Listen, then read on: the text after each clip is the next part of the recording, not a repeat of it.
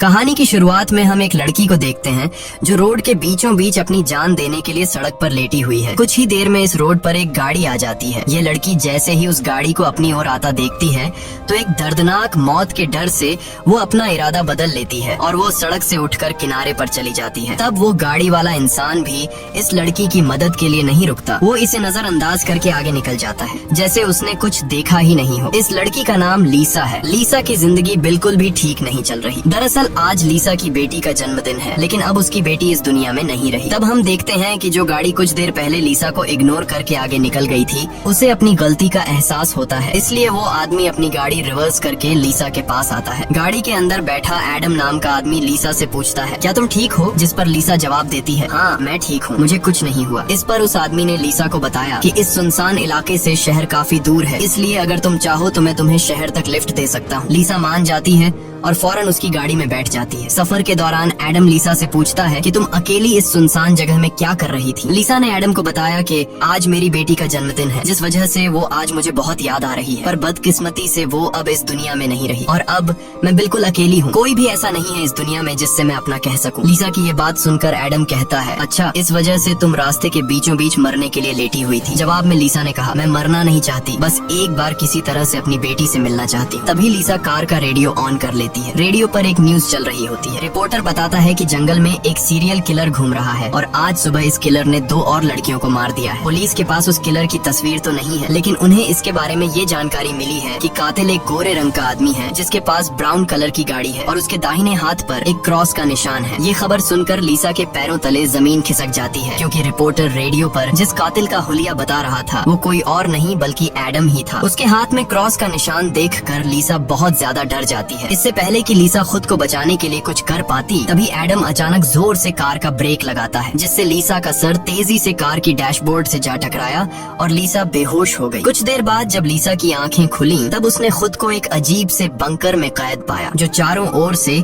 लोहे की मजबूत दीवारों से बना हुआ था। लीसा खुद को इस बंद जगह में कैद पाकर बहुत ज्यादा घबरा जाती है और मदद के लिए चिल्लाने लगती है, लेकिन उसकी मदद करने कोई नहीं आया। हम देखते हैं कि लीसा को एक अलग तरह का सूट पहनाया गया है और उसके हाथ में एक घड़ी भी पहनाई गई है। लीसा उस घड़ी को निकालने की बहुत कोशिश करती है, लेकिन वो घड़ी इतनी मजबूत थी कि काफी कोशिश के बाद भी वो उसके हाथ से नहीं निकलती। आखिर में जब उसे रियलाइज होता है कि इस जगह से निकलना इम्पॉसिबल है, तो वो थक हार कर एक जगह में बैठकर रोने लग जाती है। तभी अचानक उस चेम्बर का दरवाजा खुला। लीसा ने देखा कि दरवाजे के दूसरी ओर एक सुरंग है। उस सुरंग के एंड से रोशनी नजर आ रही थी। लीसा को समझ आया कि अगर इस जगह से बाहर निकलना है तो इस सुरंग से होकर निकलना पड़ेगा। लीसा खुश हो जाती है कि उसे बाहर निकलने का रास्ता मिल गया है, लेकिन जैसे ही वो सुरंग के अंदर चली गई तभी अचानक उसके पीछे उस चेम्बर का दरवाजा अपने आप बंद हो गया। ये देखकर लीसा की सांस रुक गई और अब उसे समझ आया कि वो पहले से भी ज्यादा खतरनाक जगह में फंस गई है। तभी अचानक लीसा के हाथ में बंधे ब्रेसलेट में अलार्म बजने लगा और 11 मिनट का टाइमर सेट हुआ। ये देखकर लीसा समझ गई कि मुझे 11 मिनट में यहाँ से निकलना होगा, नहीं तो मैं हमेशा के लिए यहाँ पर बंद रह जाऊंगी। इसीलिए लीसा अपने हाथों और पैरों के बल रेंगती हुई जल्दी से उस रोशनी की तरफ बढ़ने लगी। लेकिन जैसे ही वो उस रोशनी के करीब होती जा रही थी तभी अचानक उस सुरंग का आगे का दरवाजा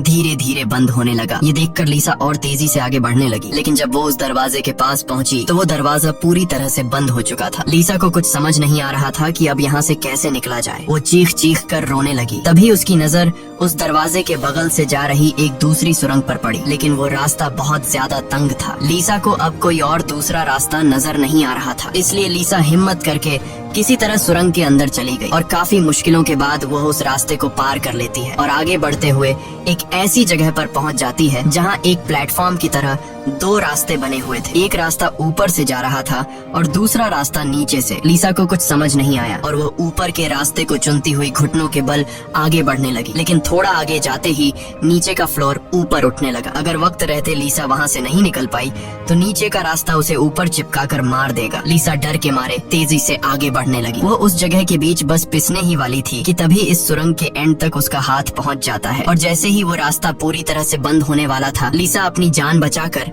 वहाँ से निकलने में कामयाब हो जाती है। खुद को कुचलने से बचाकर वो एक सुकून की सांस लेती है, लेकिन उसे पता नहीं था कि अब उसके लिए मुश्किलें और भी बढ़ने वाली हैं, क्योंकि आगे का रास्ता और भी ज्यादा खतरनाक है। तभी उसके घड़ी में अलार्म बज उठा। ये अलार्म बता रहा था कि आधा समय बीत चुका है और अब उसके पास सिर्फ 5 मिनट बाकी है। इसीलिए वो अब फिर से आगे बढ़ने लगी। जहाँ उसे थोड़ी दूर दूर जाते ही रास्ते में कोई इंसान लेटा हुआ दिखाई दिया। लीसा जब उसके करीब आई तो उसने देखा कि वो कोई जिंदा इंसान नहीं बल्कि एक जली हुई डेड बॉडी है जिसकी हालत बहुत खराब है। उस लाश के हाथ पर भी वैसी ही घड़ी बंधी हुई थी जैसी लीसा के हाथों पर बंधी थी। लीसा को समझ आ गया कि ये इंसान भी मेरी तरह इस सुरंग से निकलने की कोशिश कर रहा था, लेकिन वो यहाँ से निकलने में कामयाब नहीं हो सका और मारा गया। मतलब यहाँ से निकलना इम्पॉसिबल है। इस डेड बॉडी को देखकर लीसा की यहाँ से निकलने की बची कुची उम्मीद भी टूट गई, लेकिन उसने किसी तरह हिम्मत जुटाई और इस डेड बॉडी को साइड पर करके आगे बढ़ने लगी। जब वो घड़ी की तरफ देखती है तो उसके पास सिर्फ 2 मिनट का टाइम बचा हुआ था, इसीलिए वो और तेजी से आगे बढ़ने लगी। तभी अचानक एक मजबूत लोहे की सलाखों ने आकर उसका रास्ता रोक दिया। साथ ही उस सुरंग की दीवारों में से ढेर सारे हीटिंग पाइप निकलकर बाहर आने लगे और उस जगह को गर्म करने लगे। ये देख लीसा पूरी तरह से घबरा गई। वो समझ गई कि जल्द ही उसकी भी लाश उस जले हुए इंसान की तरह इस सुरंग में पड़ी होगी। उसे आगे क्या करना है कुछ समझ नहीं आ रहा था। तभी उसके पीछे दीवार का एक छोटा सा सेक्शन खुल गया, जिसे देख लीसा पीछे की तरफ रेंगती हुई उसके अंदर घुस गई। अगले ही पल एक कांच के दरवाजे ने इस सेक्शन को पूरी तरह से बंद कर दिया। जैसे ही लीसा के हाथ में बंधी घड़ी में टाइमर 0 पर पहुंचा, तभी उन हीटिंग पाइप से आग फुंवारे की तरह निकलने लगी और देखते ही देखते वो पूरी सुरंग आग की लपटों में डूब गई। लीसा जिस सेक्शन में बंद थी वह पूरी तरह से सिक्योर था, जिस वजह से उसकी जान बच गई। कुछ देर बाद वो हीटिंग पाइप्स वापस दीवार में चली गई। लीसा जिस सेक्शन में बंद थी उस चेम्बर का दरवाजा खुल गया। लीसा ने जो कुछ अभी अपनी आंखों के सामने देखा उस वजह से लीसा उस सेक्शन से बाहर नहीं निकलना चाहती थी, पर उस सेक्शन की दीवार लीसा को बाहर धकेल देती है और पहले की तरह अपने आप सुरंग से जुड़ गई। लीसा जैसे ही वहाँ से बाहर आई तभी उसकी घड़ी में फिर से 11 मिनट का टाइमर सेट हुआ। वह जैसे ही थोड़ा आगे बढ़ी तभी उस सुरंग का ऊपरी हिस्सा नीचे आने लगा और बिल्कुल उसके साथ आकर चिपक गया। बस इतना गैप बचा कि वो रेंगते हुए यहाँ से आगे निकल सके। लीसा अब पूरी तरह से बेबस हो चुकी थी। वो जोर जोर से रोने लगी। जब उसकी नजर घड़ी पर पड़ी तो वहाँ उसका टाइम खत्म हो रहा था, जिसका मतलब था कि अब से ठीक 11 मिनट बाद फिर से उस सुरंग में आग का सैलाब आएगा और लीसा को राख कर देगा। वो सोचती है कि इतनी बुरी मौत मरने से अच्छा है कि क्यों ना एक बार फिर से वो यहाँ से निकलने की कोशिश करे। इसीलिए वो फिर से हिम्मत करके अपनी जान बचाने के लिए पीठ के बल अपने हाथों के सहारे रेंगते हुए आगे बढ़ने लगी। थोड़ी दूर ऐसे ही रेंगते हुए जाने के बाद वो सुरंग खत्म हो गई और आगे पानी का एक टैंक आ गया। लीसा बहुत ज्यादा थक गई थी और प्यास ने उसका बुरा हाल कर दिया था। वो इसी तरह लेटे हुए हाथों की मदद से पानी पीकर अपनी प्यास बुझा लेती है। जब उसने अपनी घड़ी की तरफ देखा तो अब सिर्फ 8 मिनट रह गए थे। अब पानी के अलावा उसे कोई और दूसरा रास्ता नहीं दिखा, इसलिए वो एक लंबा सांस लेते हुए पानी में ही उतर गई। पानी में उतरने के बाद टैंक काफी बड़ा था। उसे अब समझ नहीं आ रहा था कि किस तरफ जाना है। वो यहाँ वहाँ पानी में निकलने का रास्ता ढूंढने लगी, मगर उसे कोई भी निकलने का रास्ता नहीं मिला। दूसरी तरफ जहाँ से वो इस टैंक में उतरी थी वह रास्ता भी बंद हो चुका था। अब उसकी सांस भी खत्म होने लगी थी। तभी टैंक में से ऊपर की तरफ एक दरवाजा खुल गया। लीसा जल्दी से उस दरवाजे से होते हुए ऊपर निकल आई। बाहर निकलते ही उसने जोर जोर से सांसें ली और आगे का रास्ता तय करने लगी, लेकिन लीसा बहुत ज्यादा थक चुकी थी। आगे बढ़ना उसके लिए बहुत मुश्किल हो रहा था और कुछ ही देर में भारी थकान की वजह से लीसा के बीच रास्ते में ही आंख लग गई। लेकिन तभी लीसा के कानों में किसी के चीखने की आवाज गूंज उठी। वहाँ और भी कोई था जो मदद के लिए पुकार रहा था। उसकी आवाज सुनकर लीसा के अंदर बचने की एक उम्मीद जाग उठी, इसीलिए वो जल्दी से उस आवाज का पीछा करने लगी। अचानक एक जगह उसके ठीक नीचे एक दरवाजा खुला जिसके अंदर उबलता हुआ तेजाब था। लीसा उस तेजाब में गिरने से बाल बाल बची। वो तेजाब इतना खतरनाक था कि एक मजबूत लोहे को भी कुछ सेकंड में पिघला देता। लीसा जल्दी से अपने कपड़े का एक टुकड़ा काटती है और उसे टेस्ट करने के लिए तेजाब में डुबोती है। कपड़ा कुछ ही सेकंड में काली राख में बदल जाता है। ये देखकर वो बहुत ही संभल कर आगे बढ़ती है। वो अपने हाथों और पैरों को उस गड्ढे के किनारों पर रखकर उस जगह को पार करने ही वाली थी कि तभी उसका घुटना तेजाब में लग जाता है, जिससे लीसा दर्द से चीख पड़ी। खुशकिस्मती से उसके सूट की वजह से उसका घुटना गलने से बच गया, लेकिन उसके घुटने पर एक गहरा जख्म बन गया था। अच्छी बात ये थी कि अब वह मदद की आवाज काफी करीब से आ रही थी। लीसा अपना दर्द भूलकर फिर से उस आवाज का पीछा करने लगी और आखिरकार वो एक लोहे की ग्रिड के पास जा पहुंची। उससे कुछ दूरी पर एक और ग्रिड थी जिसके पीछे एक आदमी था। उस आदमी ने भी लीसा की तरह हाथ में घड़ी और सूट पहना था। लीसा उससे कहती है कि देखो मेरी बात सुनो, हम दोनों यहाँ पर फंसे हुए हैं। अगर हम एक दूसरे की मदद करें तो यहाँ से निकल सकते हैं। लेकिन वो आदमी काफी लंबे समय से उस सुरंग में फंसने की वजह से उसकी दिमागी हालत खराब हो चुकी थी। वो कभी लीसा को गालियाँ देने लगता तो कभी सॉरी करने लग जाता। वो कहता है कि ये लोग जल्द ही वापस आएंगे और हम दोनों को मार मार देंगे। ये कहकर वो पागल जोर जोर से हंसने लगा। तभी लीसा देखती है कि उसके हाथ में बंधी घड़ी में 60 सेकंड की काउंटिंग शुरू हो गई है। वो हीटिंग पाइप्स दोबारा दीवारों से बाहर निकल आए और इस बार बचने के लिए जो सेक्शन था वो लीसा और उस आदमी के बीचों बीच खुलता है, जिसमें सिर्फ एक ही इंसान के छिपने के लिए जगह थी। अब या तो वो पागल आदमी बचेगा या फिर लीसा। अगले ही पल लीसा और उस पागल आदमी के आगे जो लोहे की ग्रिड थी वह हट गई। ये दोनों तेजी से उस चेम्बर की तरफ भागने लगे और दोनों एक साथ चेम्बर तक पहुँचे, जिसके बाद ये दोनों एक दूसरे को मारने लगे। उस बीच कभी लीसा उस पागल आदमी को चेम्बर से बाहर निकाल देती तो कभी वो पागल आदमी लीसा को बाहर धकेल देता। लेकिन आखिर में जैसे ही वक्त खत्म होने वाला होता है, लीसा उस आदमी को लात मारकर चेम्बर से बाहर कर देती है। वो आदमी लीसा को पैर से पकड़कर बाहर निकालने की कोशिश करता है। तभी 60 सेकंड खत्म हो गए और उस चेम्बर के शीशे के दरवाजे ने उस आदमी का हाथ काट दिया। दर्द से वो आदमी चिल्ला उठा। तभी लीसा की नजर उस आदमी के हाथ पर पड़ी जिस पर क्रॉस का टैटू बना हुआ था। उस टैटू को देखकर लीसा समझ जाती है कि ये आदमी कोई और नहीं बल्कि उसे कार में बेहोश करने वाला सीरियल किलर एडम है। अब लीसा की सारी कंफ्यूजन दूर हो गई। पहले लीसा को लग रहा था कि एडम ने इसे यहाँ कैद करके रखा है, लेकिन उसकी ये सोच गलत थी क्योंकि एडम बेचारा तो अब खुद मौत के मुंह में था। इतने में ही लीसा की घड़ी पर 11 मिनट का वक्त पूरा हो गया और उन हीटिंग पाइप्स से निकलती तेज आग ने कुछ ही सेकंड्स में एडम को राख में बदल दिया। अपनी आंखों से एडम की इतनी भयानक मौत देखकर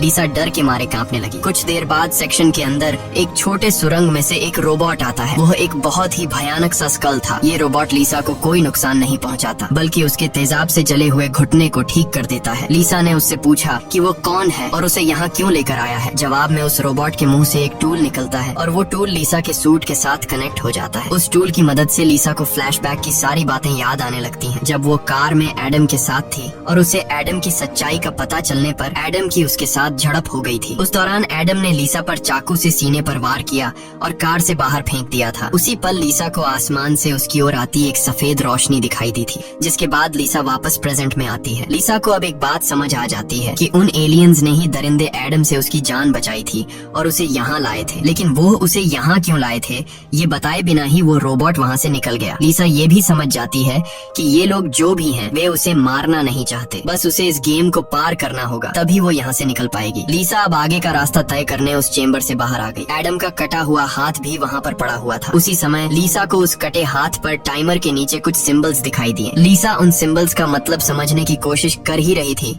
कि तभी एक घूमता हुआ पंखा उसकी ओर आने लगा। उसे देख लीसा अपनी जान बचाने के लिए पीछे हटने लगी और उससे बाल बाल बचती हुई एक छेद से ऊपर की सुरंग में चली गई। तभी अचानक उसे सुरंग के ऊपर से किसी के चलने की आवाज सुनाई दी। वो आवाज एक जगह पर जाकर रुक गई। उस जगह पर सुरंग का ढक्कन खुला और उसमें से एक भयानक सा क्रीचर उतरा, जो देखने में तो इंसान था लेकिन जानवरों की तरह घुरा रहा था। उसका शरीर पूरी तरह से जल चुका था और उसकी आंखें सफेद पत्थर की तरह चमकदार थीं। तभी लीसा की नजर उसके कटे हुए हाथ की तरफ गई। उसका कटा हुआ हाथ देखकर लीसा समझ गई कि वो कोई और नहीं बल्कि एडम है, जो जलने के बाद एक राक्षस में बदल चुका है। अब वो लीसा को मारना चाहता था। एडम की आंखें जल गई थीं, इस वजह से वह लीसा को देख तो नहीं सकता था पर वो सुन सकता था। लीसा चुपचाप धीरे धीरे आगे बढ़ने लगती है, लेकिन तभी उसकी घड़ी के फर्श पर टकराने से एक हल्की सी आवाज गूंज उठी, जिससे एडम को उसकी भनक लग गई और तेजी से लीसा को मारने के लिए उसके पीछे आने लगा। लीसा उसके हाथ लगने ही वाली थी कि तभी लीसा एक पतली सुरंग से उस पार चली गई। एडम को कुछ नजर न आने की वजह से वह उस जगह को पार नहीं कर पाया। लीसा उस सुरंग से आगे बढ़ती हुई एक ऐसी जगह पर पहुंची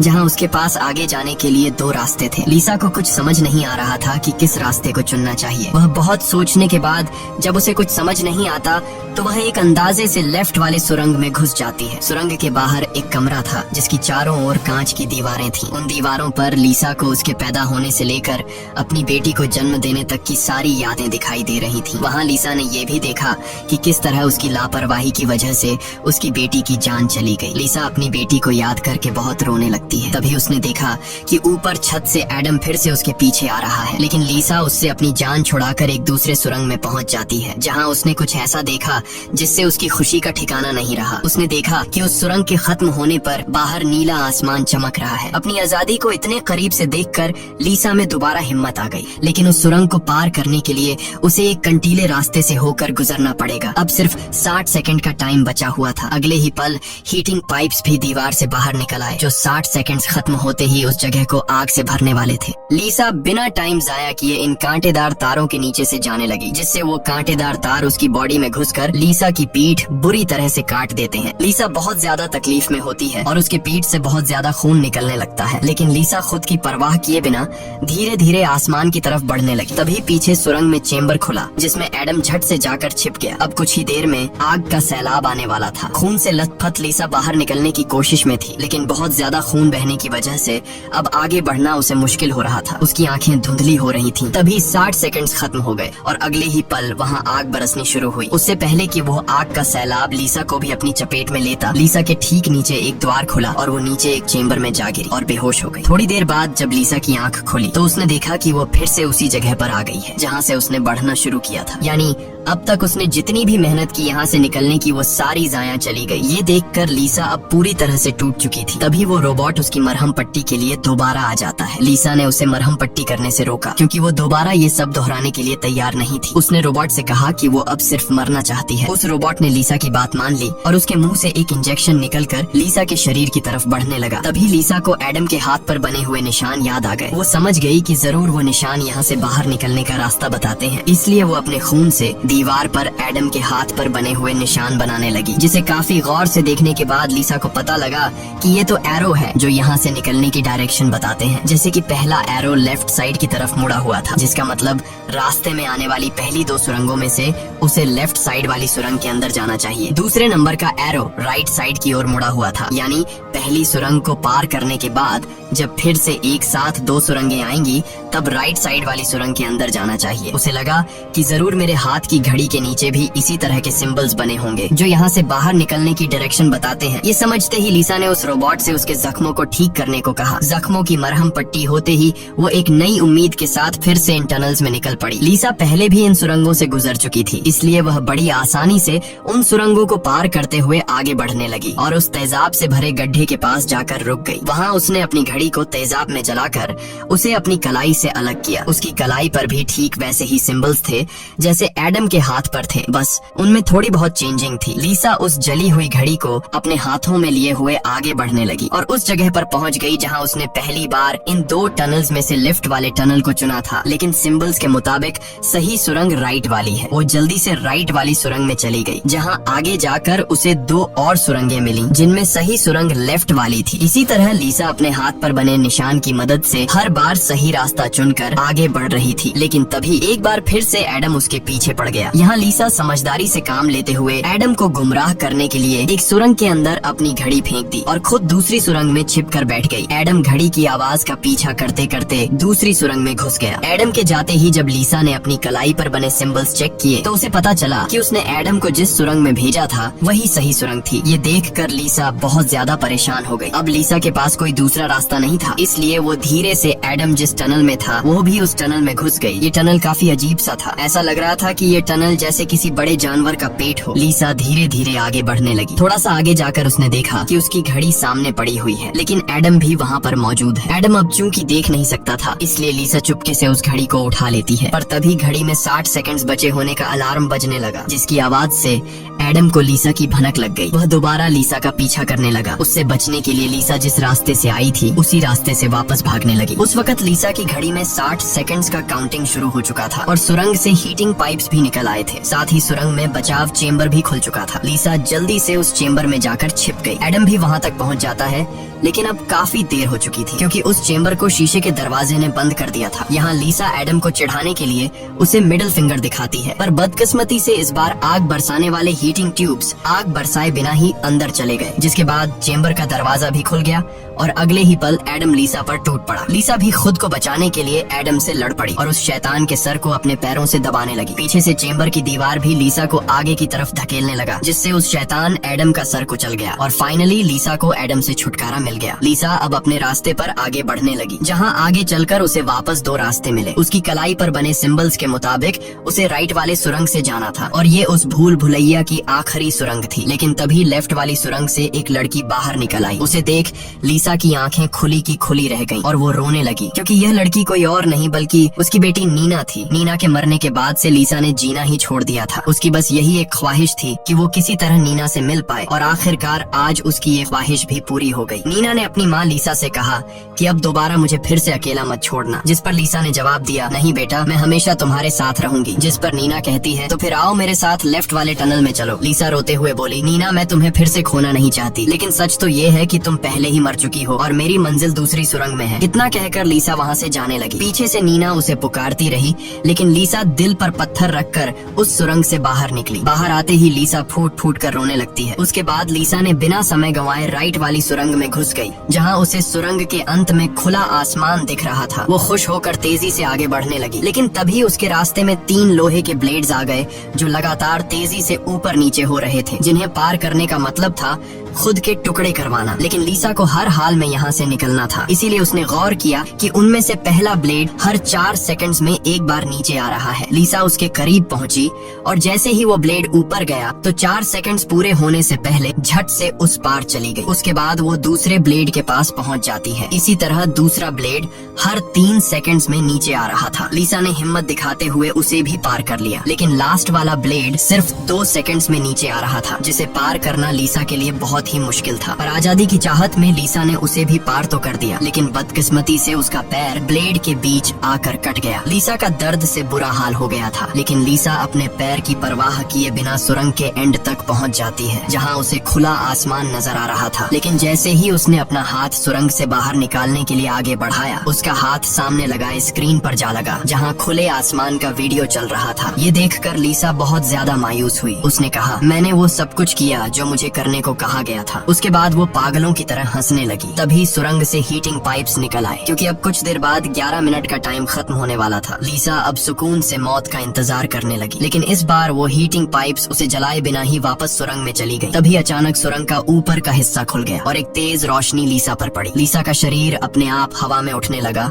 और उस रोशनी में समा गया। थोड़ी देर बाद जब लीसा की आंख खुली तो उसने खुद को एक झरने के किनारे पाया, जिसे देख लीसा के चेहरे पर मुस्कान वापस लौट आई। वहाँ पर नीना भी मौजूद थी। लीसा ने नीना से पूछा, क्या मैं मर चुकी हूँ? इस पर नीना ने कहा, तुम्हारा शरीर एक बार नहीं बल्कि अब तक कई बार मर चुका है। लीसा ने फिर से पूछा कि अब यहाँ मुझे क्या करना है? जिस पर नीना ने जवाब दिया, यहाँ तुम्हें बस जीना है और कुछ नहीं करना। यहाँ हमें पता चलता है कि जिस जगह पर लीसा अब मौजूद थी वो जगह दुनिया नहीं बल्कि कुछ और ही थी और किसी स्वर्ग की तरह खूबसूरत थी। इस फिल्म की शॉर्टकट एक्सप्लेनेशन ये है कि लीसा जब एडम के साथ कार में सफर कर रही थी, तब एडम ने लीसा पर चाकू से वार करके उसे मार दिया, जिसके बाद वह सीधा नरक पहुंची। वहाँ उसके पाप धुल गए और एंड में वह स्वर्ग जा पहुंची। इसी के साथ ये कहानी खत्म हो जाती है। अगर वीडियो आपको अच्छी लगी हो तो हमारे चैनल को सब्सक्राइब और वीडियो को लाइक कीजिए।